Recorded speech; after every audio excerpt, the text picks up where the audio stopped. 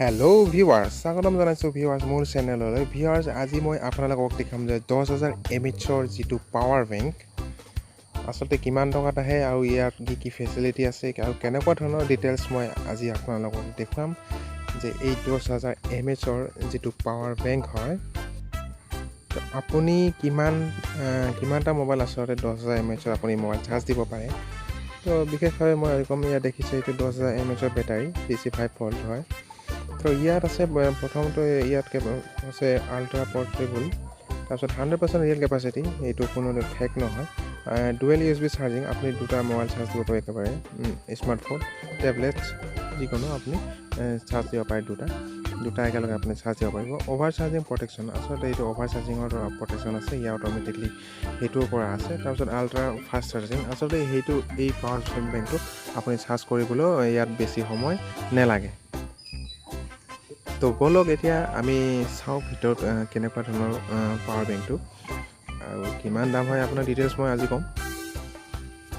এয়া দেখিছে, এইটোৱে হ'ল 10,000 mAhৰ যিটো পাৱাৰ বেংক।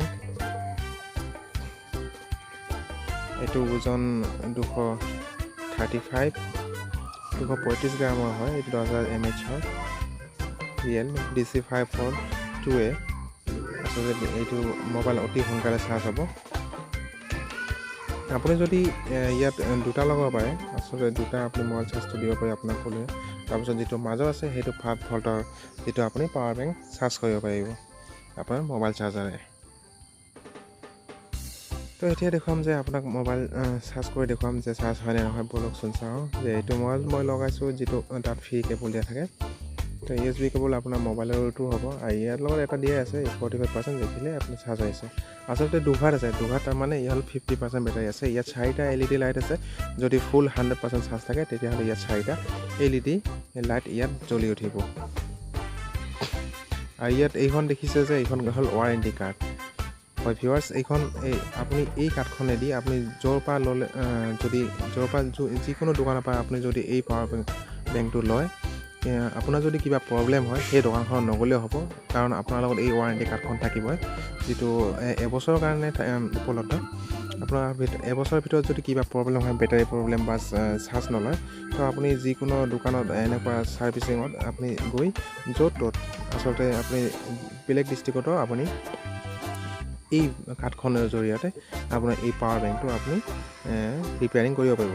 ৱাৰেণ্টি থাকিলে যদি আপোনাৰ শেষ হৈ নাযায় তেতিয়াহ'লে আপুনি এইটো দেখুৱাব পাৰিব কি প্ৰব্লেম আছে। আৰু এখন বুক দিয়া আছে, তাত চব বস্তু লিখাই আছে। এই পাৱাৰ ইণ্ডিকেটৰ লাইট, সেই 4টা লাইট আছে। আউটপুট ইনপুট 5 ভল্ট ইয়াত বিশেষভাৱে দিয়া আছে, আপুনি সেইখন চাব পাৰে। আৰু এইটো হ'ল পাৱাৰ, ইয়াত দুটা ভাত আছে, দুটা ভাত মানে 50%, ইয়াত 4টা দিয়া আছে, আপোনালোকে ক'লোৱে। তো মোৰ মতে এইটো যদি আপুনি পাৱাৰ বেংক লয় তো আপোনাৰ বহুত লাভ হ'ব। আচলতে যিবিলাক অনলাইনত আছে সেইবিলাক বহুত ফেক থাকে। ইয়াৰ ওজনটো দেখিছে 235 গ্ৰাম, 10,000 mAhৰ DC লিঅন বেটাৰী হয়, যিটো তাৰ ভিতৰত যিটো পাৱাৰ বেংকৰ বেটাৰী আছে। চাৰ্জিং টাইম 6 ঘণ্টাৰ পৰা 9 ঘণ্টাৰ ভিতৰতে হৈ যাব, সেনে ফুল চাৰ্জিং ইয়াত লিখোৱা আছে। যিহেতু আজিকালি মোবাইলৰ যি বেটাৰী থাকে সেইটো হ'ল 3,000 mAhৰ ওপৰতে থাকে। ইয়াত MRP দিয়া আছে 1999 টকা। আচলতে বৰ্তমান অফাৰ চলি আছে, আপুনি বহুত কমতে এইটো পাব। আপুনি যদি দুটা এণ্ড্ৰইড মোবাইল যদি 3,000 mAhৰ হয়, আপুনি দুটা চাৰ্জ কৰিও ইয়াৰ কিন্তু চাৰ্জ শেষ নহ'ব। আপুনি 3টা এণ্ড্ৰইড ফোন ফুল চাৰ্জ যদি থাকে পাৱাৰ বেংকটো, আপুনি 3টা মোবাইল আৰামছে চাৰ্জ কৰিব পাৰিব 3,000 mAhৰ। তো ভিউৱাৰ্ছ, আজিলৈ ইমানেই। লাইক কৰিব, কমেণ্ট কৰিব, লগতে মোৰ চেনেলটো ছাবস্ক্ৰাইব কৰিবলৈ নাপাহৰিব। ধন্যবাদ। सब्सक्राइब करें और बेल आइकन को ज़रूर दबाएं।